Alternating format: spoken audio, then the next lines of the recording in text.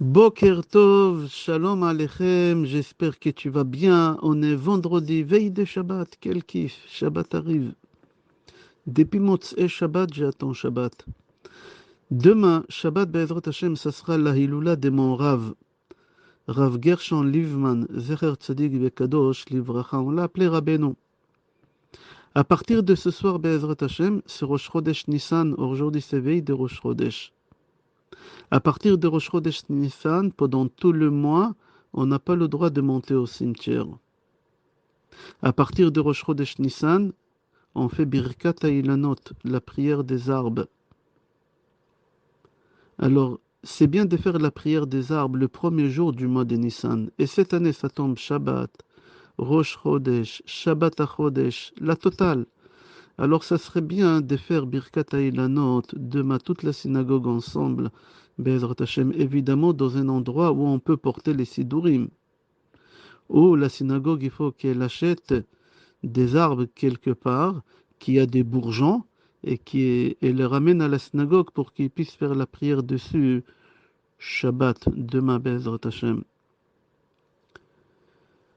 J'ouvre une parenthèse. D'après la Kabbale, on ne fait pas Birkat Ha'ilanot Shabbat.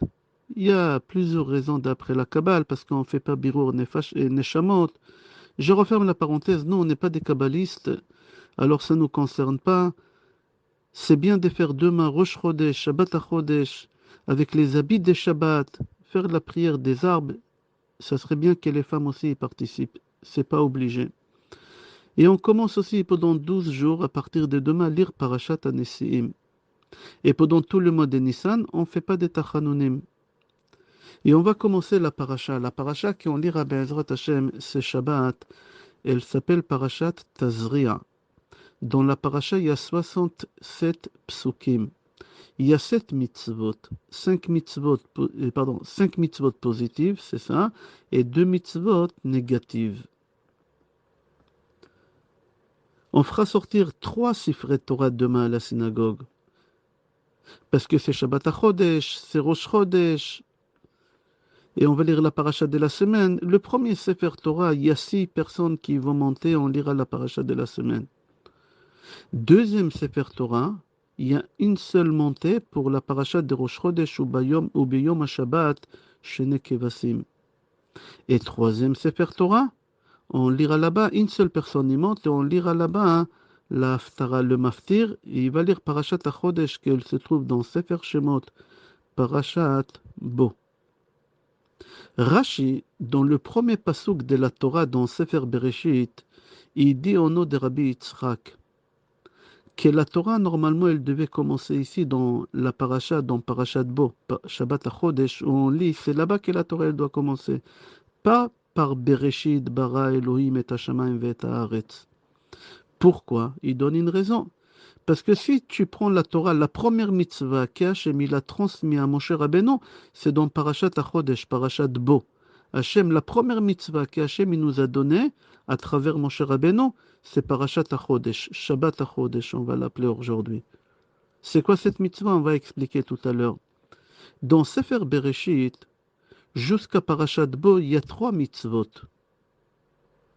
Mais on ne les fait pas parce que Avram il a fait la Brit Mila, parce que Yaakov il a eu les nerfs sciatiques, ou la mitzvah des Péria Verivia. Non, c'est pas pour ça. Nous, on fait les mitzvot que les mitzvot que Moshe nous a ordonné. Torah, Tziva, Lanu, Moshe, Morasha. Alors la première mitzvah qu'Hachem il a ordonné à Moshe, c'est dans Parashat Bo, à Chodesh. C'est quoi à Chodesh, la mitzvah de Chodesh? C'est une mitzvah que nous, en tant que juifs, on doit avoir notre calendrier juif qui est divisé sur 12 mois pour que les fêtes tombent à leur saison. C'est ça qu'est-ce qu'Hachem il ordonne à Moshe Rabbeinu, la première mitzvah dans la Torah. C'est bizarre. Cette mitzvah, la Bnei Israël, ils ne pouvaient pas la faire pendant les déserts parce qu'ils étaient entourés des nuées, alors ils n'ont pas vu la nouvelle lune. On ne va pas rentrer dans ça. Dans le cours que j'ai envoyé dimanche, j'ai expliqué là-bas. Je répète, c'est quoi la mitzvah de Chodesh qu'Hachem il a donné à Moshe Rabbeinu? Qu'on doit avoir un calendrier juif et qu'on doit savoir quand est-ce Rosh Chodesh Nissan pour que 10 jours après, on va acheter le mouton, qu'on va l'attacher au lit pendant 4 jours, et 4 jours après, on va l'égorger, et après, on est sorti d'Égypte, etc., etc. Ça, c'est Shabbat HaChodesh, c'est Shabbat-là qu'on va lire Be'ezrat Hashem demain dans le troisième Sefer Torah.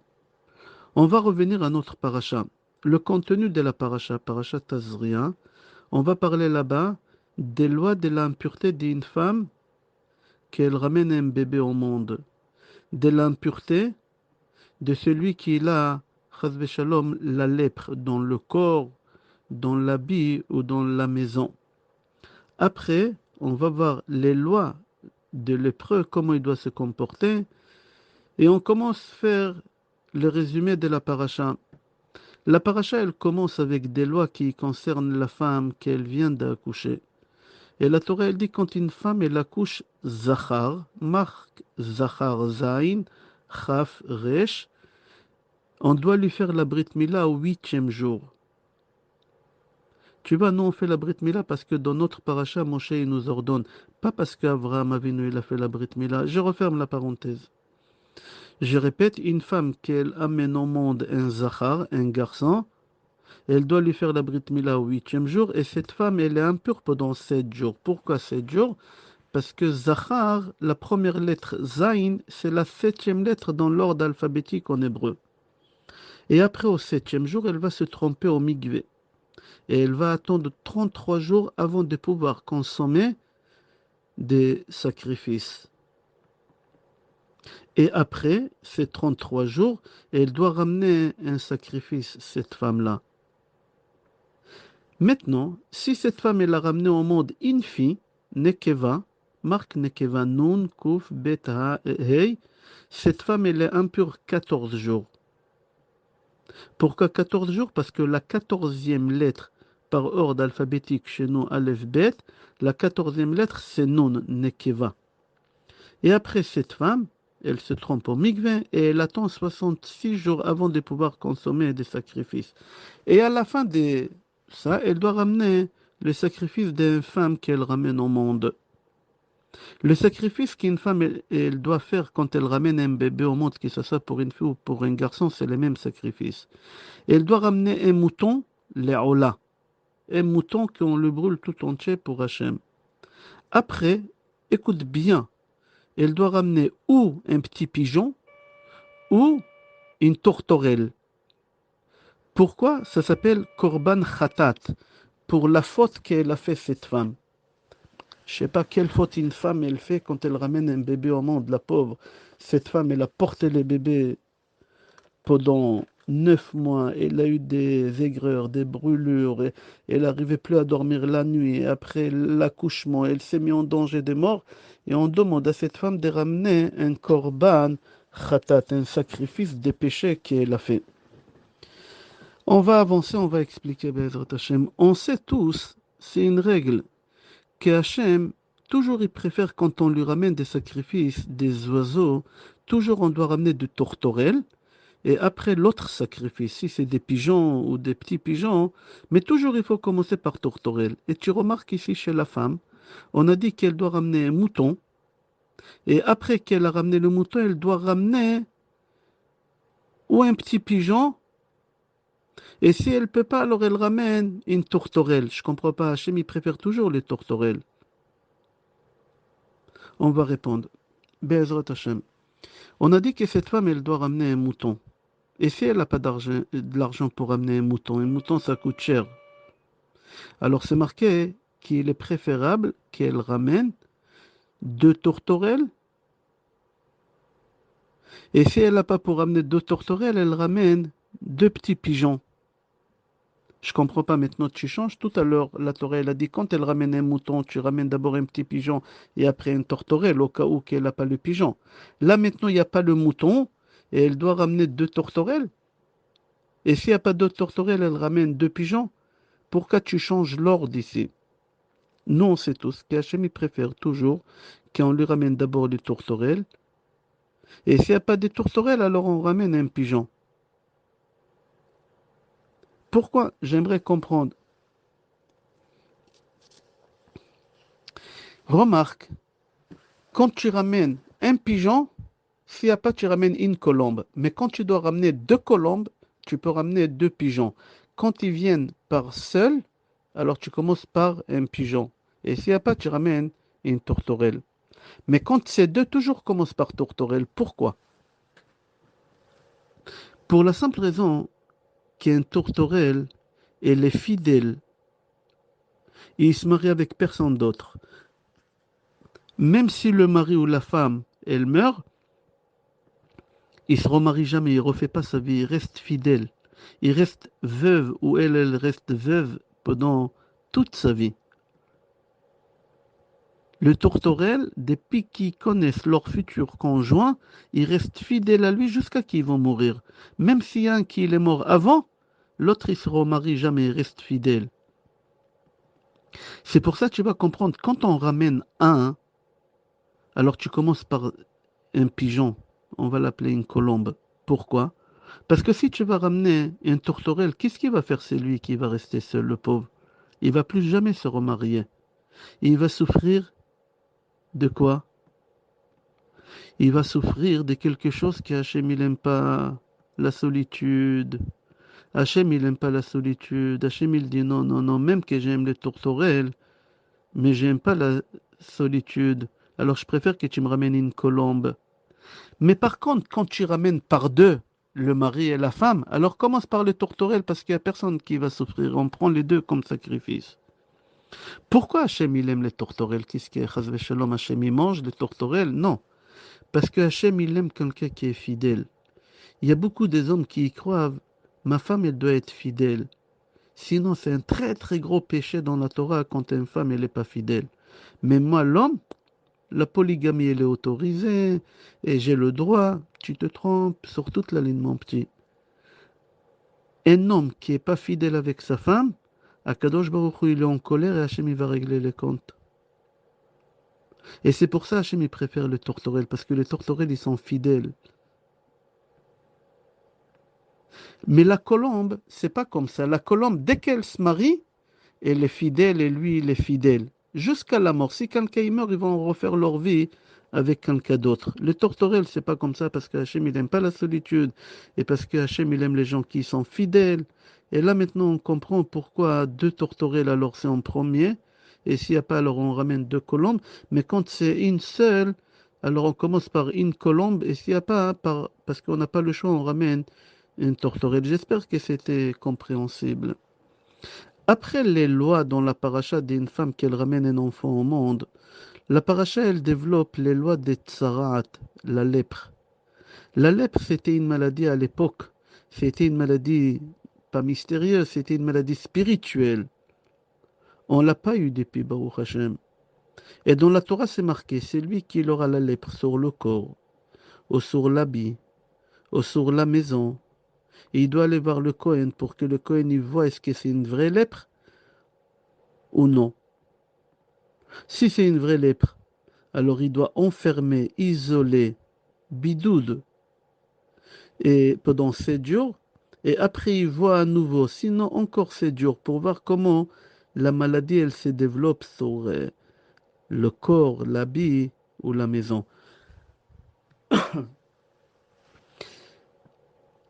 Au moment que cette personne elle s'isole, le temps qu'on va voir son état, il doit habiter à l'extérieur du camp. Il n'a pas le droit d'habiter avec tout le monde. Il doit se comporter avec les lois d'un endeuillé. On doit lui déchirer ses habits. Et il n'a pas le droit de se coiffer comme un endeuillé. Après, comment on a purifié cette personne-là ou cet habit ou cette maison, c'est dans la paracha de Shabbat prochain, parachat Metzora. Maintenant, concernant la tsarat, la lèpre sur les habits, quand il avait un soupçon, le Cohen y mettait l'habit en isolement. Et on attendait une semaine, il voyait comment elle double cette maladie. Et alors il faut brûler, etc., etc. J'ai une question, jusqu'ici c'est la paracha. J'ai une question, si tu remarques l'ordre, et j'ai bien précisé tout à l'heure, l'ordre dans la Torah, dans la paracha, la lèpre elle commence par le corps, après par l'habit, et après par la maison. C'est bizarre. On sait toujours que quand Hachem il punit quelqu'un, Hachem il punit pas le corps. Hachem il est miséricorde. Hachem d'abord il punit les biens.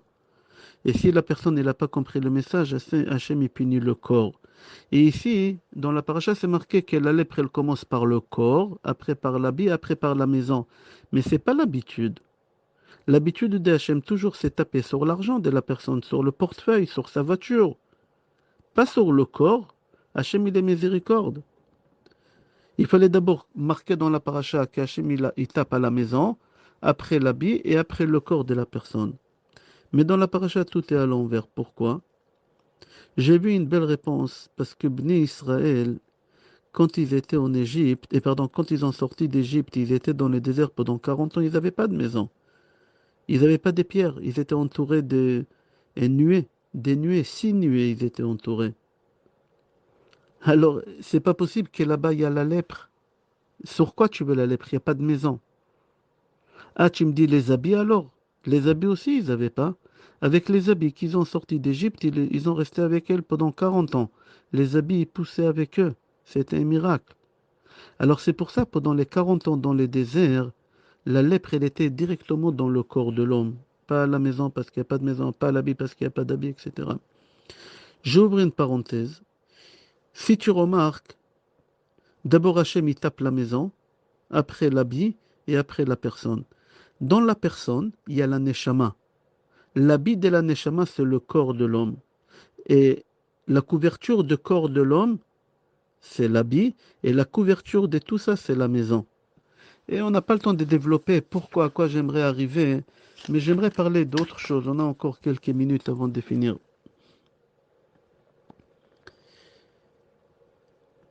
Ce Shabbat, on a dit qu'on va faire sortir 3 Sifrei Torah. Dans le premier, on va lire la paracha de la semaine. 6 montées. Dans le deuxième, on lira la paracha de Rosh Chodesh. Ou Viyom Shabbat Shne Kvasim, une seule montée. Et dans Parashat HaChodesh, on fera Maftir. Dans Parashat Bo, une seule montée. La Haftara qu'on lira Be'ezrat Hashem, c'est pas la Haftara de la semaine. Je sais pas si tu t'es rendu compte. Cette Haftara, on la lit une fois tous les 22 ans. C'est une Haftara très rare. Tu peux la lire 5 fois dans ta vie. C'est tout, la Haftara de la paracha de ce Shabbat-là. On a lu cette Haftara la dernière fois, je crois, il y a 19 ans. La prochaine fois qu'on va la lire, c'est dans quelques années, Be'ezrat Hashem. Le Mashiach, il viendra avant. Pourquoi on ne lit pas cette Haftara des Tazria souvent? Parce que la paracha de cette semaine, elle tombe ou à Rosh Chodesh, ou pendant Chol HaMoed Pesach, ou pendant Shabbat HaGadol, ou Shabbat HaChodesh. Cette année, on a eu et Rosh Chodesh et Shabbat HaChodesh. C'est pour ça que c'est très très rare. Et la paracha, elle commence une femme qu'elle ramène au monde, Zachar. Zachar, c'est un garçon mâle. Ma question que je pose, c'est quoi un mâle? C'est quoi un garçon? Et c'est quoi une femelle? C'est quoi une femme? C'est quoi un garçon et c'est quoi une femme? Est-ce que ça dépend de leur Brit Mila, de leur, je ne sais pas comment on dit en français, en bas? Pas du tout. Shabbat, parfois on l'appelle mâle. Zachor et Yom HaShabbat, les Kadeshos c'est mâle.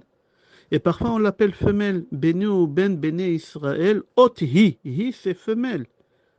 Shabbat Hamalka, la reine, c'est femelle. Ki Hi Mekor Aberacha, c'est femelle. Alors Shabbat, c'est mâle ou femelle? C'est quoi dans la Torah quand on dit à quelqu'un qu'il est mâle et c'est quoi quand on dit à quelqu'un qu'il est femelle? Dans Sefer Lechem le Ataf, il ramène qu'il y a une règle. C'est dans des anciens livres d'après le judaïsme qui est considéré comme mâle et qui est considéré comme femelle.